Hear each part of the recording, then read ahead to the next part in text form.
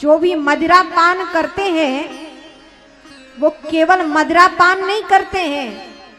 याद रहे, आप तो जिससे तन की हानि है, जिससे मन की हानि है, जिससे धन की हानि है, हर तरह से हानि करने वाली है ये मदिरा। और जब समुद्र मंथन से मदिरा निकली तो ना वो देवताओं को दी गई और ना ये मनुष्य को दी गई। मदिरा किसे दी गई? असुरों को दी गई। मदिरा किसके योग्य समझी भगवान ने? असुरों के लिए। और जो असुर बनना चाहता हो, जो असुर बन चुके हो, वो पान करें तो कोई बात नहीं।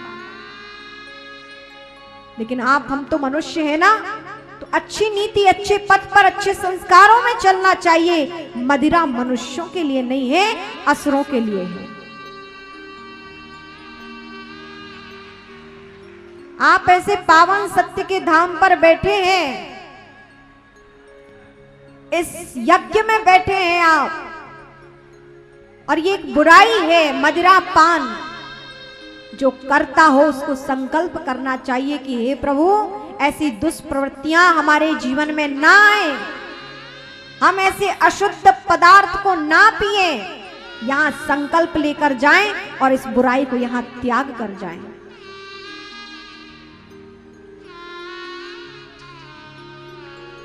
आप मदिरा पान करते हैं तो मदिरा केवल आप पान ही नहीं करते, उस मदिरा के पान करने से आप क्या क्या पी जाते हैं?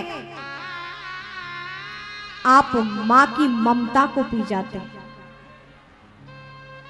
आप पिता के सम्मान को पी जाते हैं, आप अपनी पत्नी के सुकून को पी जाते हैं, आप अपने बच्चों के भविष्य को पी जाते हैं। मदिरा पान से आप इतना सब कुछ पी जाते हैं। मां की ममता, क्योंकि जो मदिरा पान कर लेता है वो उसको होश नहीं रहता है कि वो क्या कर रहा है। पत्नी का भी अपमान करता है, बालकों के साथ भी अत्याचार करता है, मां का भी सम्मान नहीं करता है, पिता की सम्मान इज्जत को मट्टी में मिला देता है।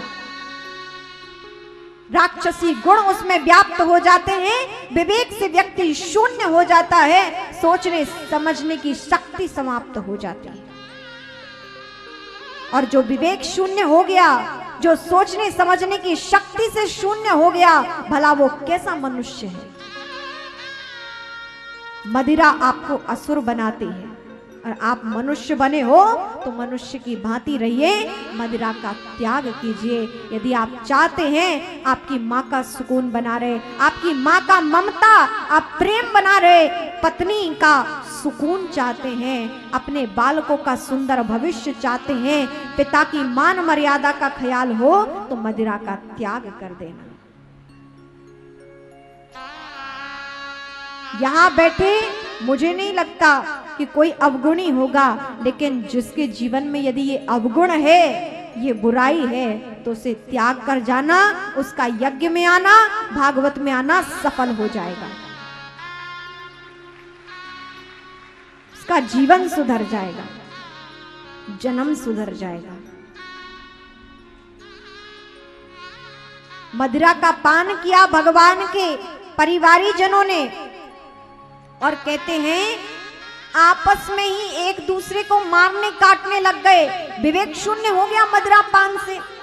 और कहते हैं भगवान के परिवार को किसी और ने नहीं मारा, किसी में सामर्थ्य नहीं थी, किसी में बल नहीं था, मदिरा का पान किया, मति से विवेक शून्य हुए और आपस में ही लड़ कट के मर गए। संपूर्ण यदुकुल समाप्त हो गया। जब मदिरा के पान से भगवान का कुल समाप्त हो सकता है, तो साधारण मनुष्य की बिसात क्या है? साधारण मनुष्य की फिर विसात क्या है?